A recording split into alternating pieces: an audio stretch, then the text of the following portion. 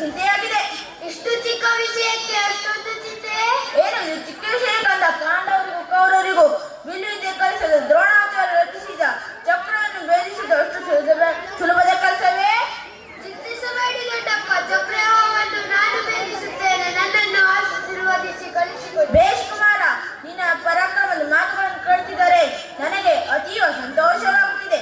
ನಿನ್ನನ್ನು ಪಡೆದ ನಾವೇ ಧನ್ಯರು. ಆದರೆ ಹಾಗೆಂದರೇನು ದೊಡ್ಡಪ್ಪ? ನನ್ನ ಸಾಮರ್ಥ್ಯದ ಮೇಲೆ ನಿಮಗೆ ಸಂಶಯ? ನನ್ನ ಮೈಯಲ್ಲಿ ಹರಿಯುತ್ತಿರುವುದು ಕ್ಷತ್ರಿಯ ವಂಶದ ರಕ್ತ. ನಾನು ಜಗದ್ವಿಖ್ಯಾತ ಅರ್ಜುನನ ಮಗ. ಹೌದು ಮಗು, ನೀನು ಹೇಳುತ್ತಿರುವ ಮಾತುಗಳಲ್ಲಿ ಸಂದೇಹವೇ ಇಲ್ಲ. ಆದರೆ ಈ ಘನಘೋರ ಯುದ್ಧ ನಿನ್ನಂತ ಬಾಲಕನಿಗೆ ಸಲ್ಲದು ಕುಮಾರ. ಕುರುಕ್ಷೇತ್ರದಲ್ಲಿ ಚಕ್ರವ್ಯೂಹವನ್ನು ಭೇದಿಸುವ ವಿದ್ಯೆಯನ್ನು ನಾನು ನನ್ನ ತಾಯಿಯ ಗರ್ಭದಲ್ಲಿರುವಾಗಲೇ ಶ್ರೀಕೃಷ್ಣ ಪರಮಾತ್ಮನಿಂದ ತಿಳಿದುಕೊಂಡು ಬಂದಿದ್ದೇನೆ.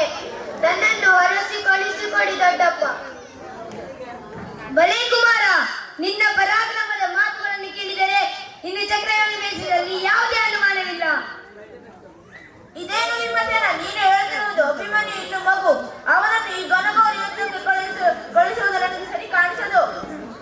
ಅಣ್ಣ, ನೀನು ಚಿಂತಿಸಬೇಡ. ಚಕ್ರವನ್ನು ಭೇದಿಸುವ ಸಾಮರ್ಥ್ಯ ವೀರ ಅಭಿಮನ್ಯುವಿನಲ್ಲಿದೆ. ಆಯ್ತು ಭೀಮಸೇನ, ನಿನ್ನ ಮಾತಿನಂತೆ ಅಭಿಮನ್ಯುವನ್ನು ಯುದ್ಧರಂಗಕ್ಕೆ ಕಳಿಸಲು ನನ್ನ ಸಮ್ಮತಿದೆ.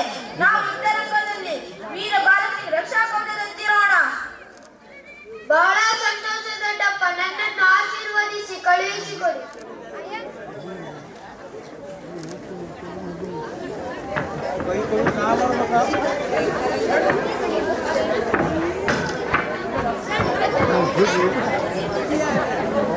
ಅಮ್ಮ, ಈ ದಿನ ನಾನು ಕುರುಕ್ಷೇತ್ರದಲ್ಲಿ ಚಕ್ರವ್ಯೂಹವನ್ನು ಭೇದಿಸಲು ದೊಡ್ಡಪ್ಪನಿಂದ ಧರ್ಮರಾಯ ಹಾಗೂ ಭೀಮಸೇನರಿಂದ ಆಶೀರ್ವಾದ ಪಡೆದುಕೊಂಡು ಬಂದಿದ್ದೇನೆ.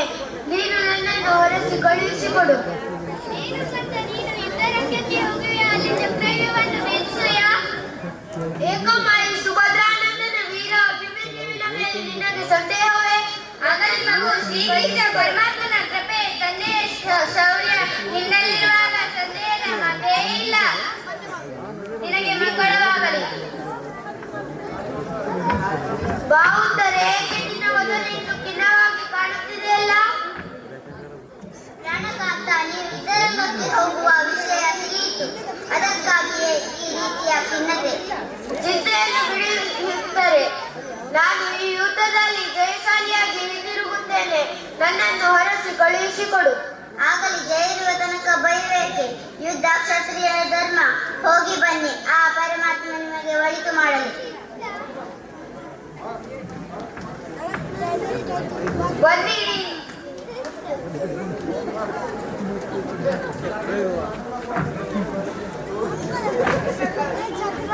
ಬನ್ನಿರಿ ಬನ್ನಿರಿ, ನಿಮ್ಮನ್ನೆಲ್ಲ ತಲೆಗಳಂತೆ ತೂರಿ ಯಮಪುರಕ್ಕೆ ಕಳಿಸುತ್ತೇನೆ.